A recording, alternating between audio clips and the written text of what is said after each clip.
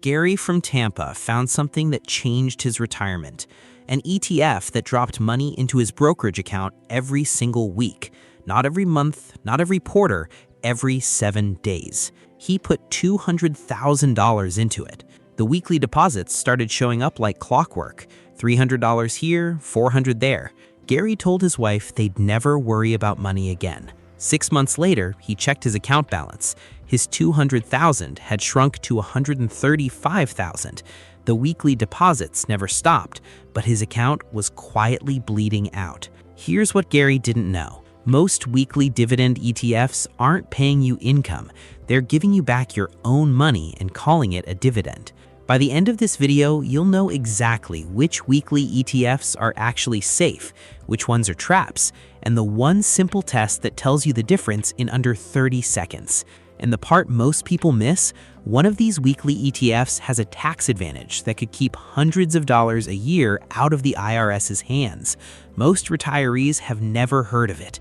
Quick note, I'm not a financial advisor or government employee.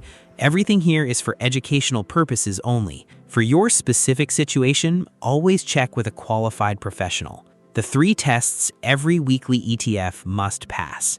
Right now, there are over 148 ETFs that pay weekly dividends. That number has exploded since late 2024. Most of them are brand new, and most of them will quietly drain your retirement savings. But here's the good news. You only need 3 simple tests to separate the safe ones from the dangerous ones. Test number 1, NAV stability. NAV stands for net asset value. It's just the share price of the fund. If an ETF pays you a weekly dividend but the share price keeps dropping, you're not earning income. You're just getting your own money back in smaller pieces.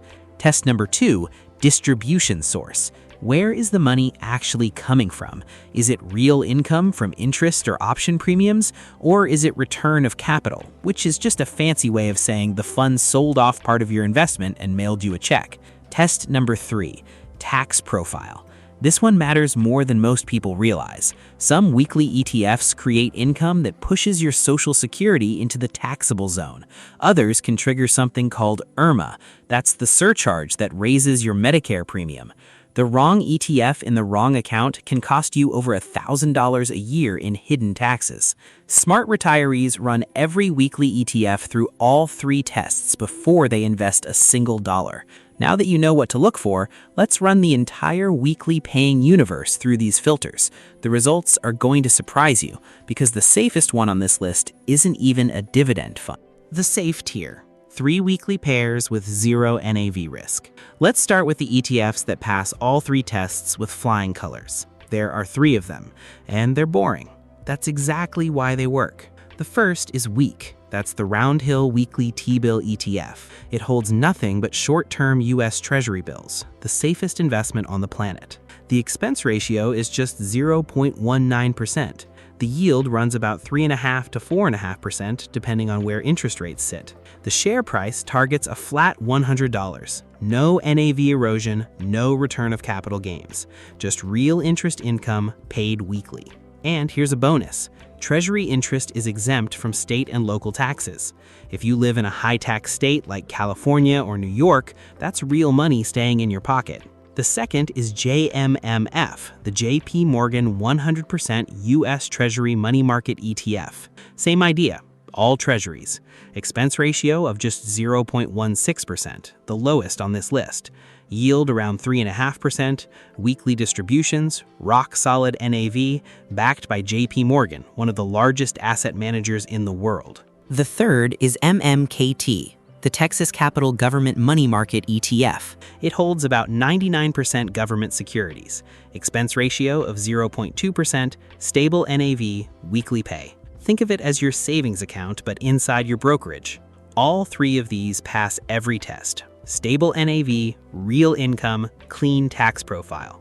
If you're a conservative retiree who wants weekly cash flow without the risk, this is where you stop. But if those 3 are this safe, why are millions of dollars pouring into weekly ETFs with 30, 40, even 50% yields? Because there's one ETF in the middle of the risk spectrum that actually delivers something interesting, and its tax treatment is unlike anything else in this category. The income kicker. XDTE and the 0DTE covered call strategy. Now we move into the income kicker tier. This is where things get interesting and where you need to pay close attention. XDTE is the Roundhill S&P 500 0DTE covered call strategy ETF. Let me break that down in plain English. It holds a position that tracks the S&P 500, the 500 biggest companies in America. Every single morning, it sells a stock option that expires that same day. The premium it collects from those daily option sales gets paid out to you as a weekly distribution. The expense ratio is 0.97%, higher than the safe tier, but you're getting active management here. The distribution rate runs somewhere between 23 and 37%, depending on how you measure it, and the one-year total return, that's distributions plus price change combined, was about 29%. Now, here's where most people get confused. The share price has dropped from $50 to about $38 since launch. That looks like a 24% loss. But if you reinvested every weekly distribution, your total return was still solidly positive. That's the difference between price return and total return. Smart retirees always check total return. And now for the tax advantage I mentioned earlier. XDTE uses something called Section 1256 index options.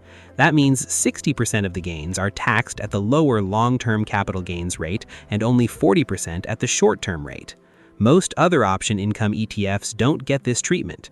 That 60-40 split can save you real money at tax time. On top of that, recent distribution notices show XDTE's distributions are estimated at 100% return of capital. That means the distributions don't show up on your tax return in the year you receive them. They don't count towards your Social Security income thresholds. And they don't push you into an IRMAA Medicare surcharge. But, and this is a big but, return of capital reduces your cost basis. Once your cost basis hits zero, every dollar after that gets taxed as a capital gain. So the tax benefit has an expiration date. XDTE earns a spot in a retiree's portfolio, but only a small one, 5 to 15% of your total. Never the core. Think of it as the spice, not the main course.